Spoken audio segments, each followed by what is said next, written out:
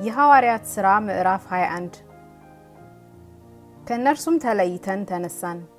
በቀጥታም ሄደን ወደ ቆስ፣ በነገውም ወደ ሩድ፣ ከዚያም ወደ ጳጥራን መጣን።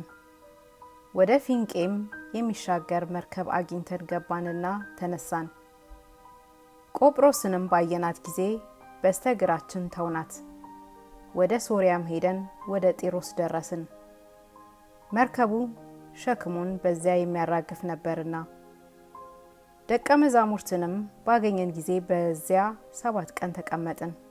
እነርሱም ጳውሎስን ወደ ኢየሩሳሌም እንዳይወጣ በመንፈስ አሉት።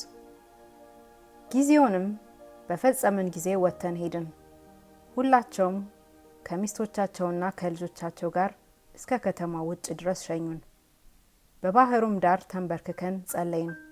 እርስ በርሳችንም ተሰነባብተን ወደ መርከብ ወጣን።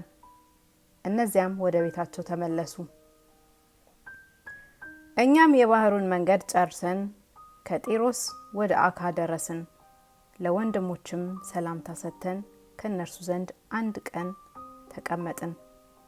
በነገውም ወጥተን ወደ ቂሳሪያ መጣን። ከ7ቱም አንድ በሚሆን በወንጌላዊው ፊልጶስ ቤት ገብተን በእርሱ ዘንድ ተቀመጥን።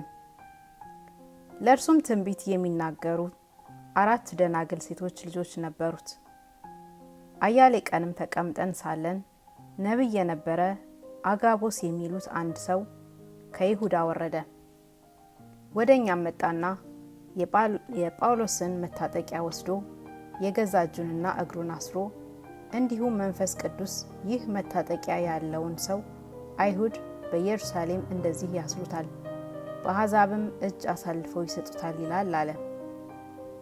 ይህንም በሰማን ጊዜ እኛም በዚያ የሚኖሩትን ወደ ኢየሩሳሌም እንዳይወጣ ለመን ነው። ጳውሎስ ግን መልሶ እያለቀሳችሁ ልቤን እየሰበራችሁ ምን ማድረጋችሁ ነው? እኔ ስለ ጌታ ስለ ኢየሱስ ስም በኢየሩሳሌም ለመሞት እንኳን ተሰናድቻለሁ እንጂ ለእስራት ብቻ አይደለም አለ። ምክርንም ሊቀበል እምቢ ባለ ጊዜ የጌታ ፈቃድ ይሁን ብለን ዝም አለን። ከዚህም ቀን በኋላ ተዘጋጅተን ወደ ኢየሩሳሌም ወጣን። በቂሳሪያም ከነበሩ ደቀ መዛሙርት አንዳንዶች ደግሞ ከኛ ጋር መጡ። እነሱም ወደምናድርበት ወደ ቀደመው ደቀ መዝሙር ወደ ቆጵሮሱ ምናሶን ወደሚሉት ቤት መሩን። ወደ ኢየሩሳሌም በደረስን ጊዜ ወንድሞች በደስታ ተቀበሉን። በነገውም ጳውሎስ ከኛ ጋር ወደ ያዕቆብ ዘንድ ገባ። ሽማግሌዎቹም ሁሉ መጡ። ሰላምታም ካቀረብንላቸው በኋላ በእርሱ ማገልገል እግዚአብሔር በአሕዛብ መካከል ያደረገውን በእያንዳንዱ ተረክንላቸው። እነርሱም በሰሙ ጊዜ እግዚአብሔርን አመሰገኑ። አሉትም፣ ወንድም ሆይ በአይሁድ መካከል አምነው የነበሩት ስንት አእላፍ እንደሆኑ ታያለህ። ሁላቸውም ለሕግ የሚቀኑ ናቸው። ልጆቻቸውንም እንዳይገርዙ በሥርዓትም እንዳይሄዱ ብለህ በአሕዛብ መካከል ያሉት አይሁድ ሁሉ ሙሴን ይክዱ ዘንድ እንድታስተምር ስለ አንተ ነግረዋቸዋል። እንግዲህ ምን ይሁን? ያንተን መምጣት ይሰማሉና ብዙዎች የግድ ሳይሰበሰቡ አይቀሩም። እንግዲህ ይህን የምንልህን አድርግ። ስለት ያለባቸው 4 ሰዎች በእኛ ዘንድ አሉ። እነዚህንም ይዘህ ከእነርሱ ጋር ንጻ። ራሳቸውንም እንዲላጩ ገንዘብ ክፈላቸው። ሁሉም ስለ አንተ የተማሩት ከንቱ እንደሆነና አንተ ራስህ ደግሞ ሕጉን እየጠበቅ በሥርዓት እንድትመላለስ ያውቃሉ። አምነው ስለነበሩ አሕዛብ ግን ለጣዖት ከተሰዋ ከደምም ከታነቀም ከዝሙትም ነፍሳቸውን እንዲጠብቁ ፈርደን እኛ ጽፈንላቸዋል። በዚህም ጊዜ ጳውሎስ ሰዎችን ይዞ በማግስቱ ከእነርሱ ጋር እየነጻ መንጻታቸውን የሚፈጸምበትን ቀን አስታውቆ ወደ መቅደስ ገባ። በዚያም ቀን ስለ እያንዳንዳቸው መስዋዕትን አቀረቡ።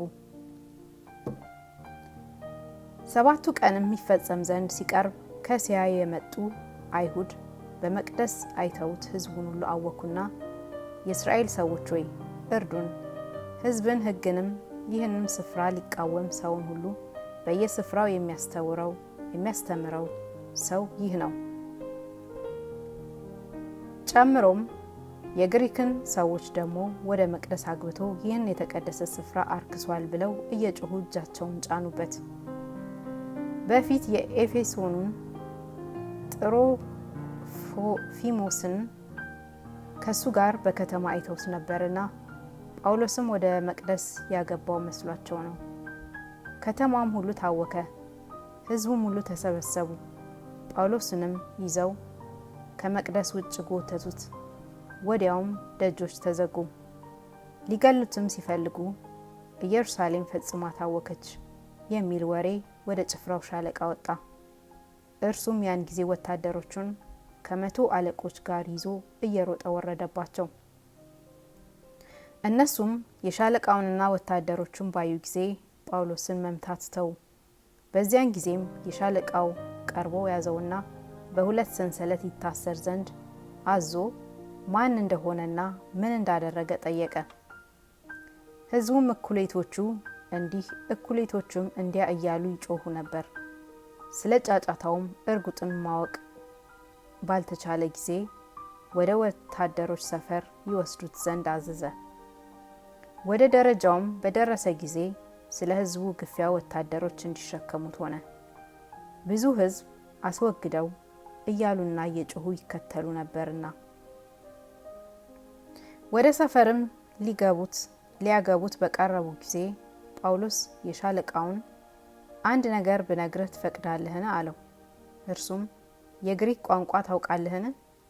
አንተ ከዚህ ዘመን አስቀድሞ ከነፍሰ ገዳዮቹ 4,000 ሰዎች አሸፍተህ ወደ ምድረ በዳ ያወጣህ የግብፅ ሰው አይደለህምን? አለ።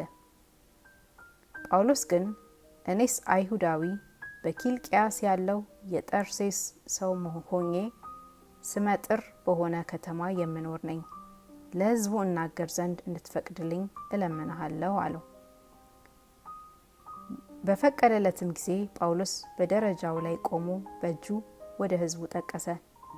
እጅግም ጸጥታ በሆነ ጊዜ በዕብራይስጥ ቋንቋ እየተናገረ እንዲህ አለ።